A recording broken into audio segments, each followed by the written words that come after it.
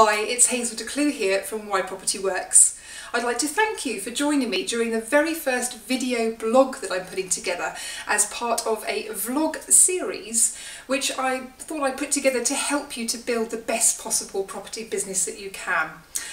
I had a fantastic response to an email which I sent out last week where I had a load of questions come in from people who were wanting answers to help them get unstuck or know how to progress in their property business, or just wanted a few tips or guidance on particular aspects of what they're going through right now in their property business. So I'm going to be answering those questions over the course of the next few weeks, and of course if there's some burning question that you have personally that you'd like to submit to me, then you absolutely can via the website. You can go into inquiries at whypropertyworks.co.uk, and I will do my very best to answer as many as I can via this medium over the course of the next couple of weeks. So the very first question that I have is from Dave, otherwise known, he's called himself Dashing Dave, which I absolutely love. And his question is, can I transfer flats which I own in my personal name into my development company, presumably a limited company, in order to avoid the 2020 tax hikes? That's a great question, and actually the changes in landlord taxation have caused a hot topic of conversation amongst landlords. I've spoken to many fellow colleagues, landlords,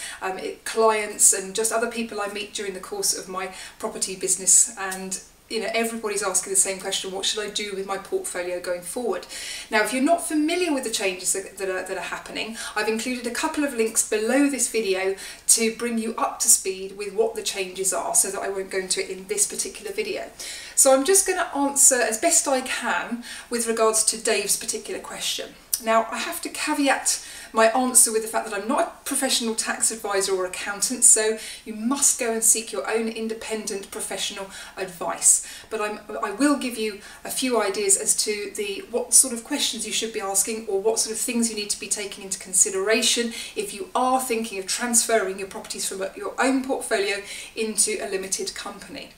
So there are a number of considerations to make, and the first one is that it may not be quite as straightforward to transfer properties you own yourself into an existing development company that you have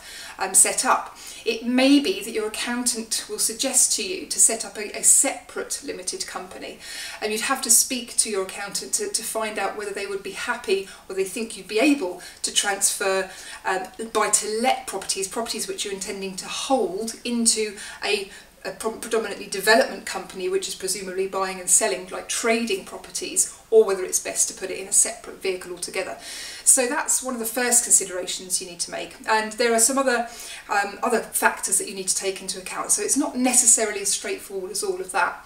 So one of the biggest implications is going to be capital gains tax on any gain that you have made since you've bought the property and when you sell it into your limited company. So you have to check to see how much gain has been made and how much capital gains tax implication you're going to have, because in effect you are selling your property that you own into your limited company, because that is a separate entity completely to you, even though you are the director. So you not only have the implications on the tax on your own personal scenario, you also have the transfer costs. So you're going to have to pay stamp duty, land tax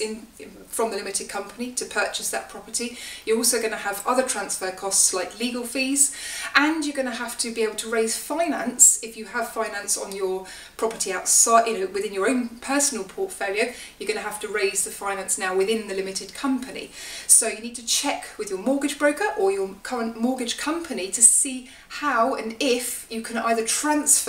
the current mortgage you have into a limited company and make sure that all the necessary legal changes are made, or whether you'd need to refinance completely into the limited company in order to purchase that property. So it can be quite an expensive exercise to do it. So you really need to make sure whether disposing of the property in your own name and transferring it into a limited company is going to be more beneficial for you over the longer term. Now, it may be that you could transfer perhaps one property per annum if you've made a certain amount of capital gain, and it depends on whether you have bought the property by yourself or whether you've bought jointly with a partner, as to how much capital gains allowance you have. Because if you've made, let's say, £20,000 or £30,000 gain on a property in your own name and you've bought it in joint names, then you're equally entitled to the capital gains allowance, which currently stands at just over £11,000 each, which means that you have around about 11,100 capital gains tax free if you were to sell that property from your own portfolio into a limited company. So it may be that you can actually maximise on the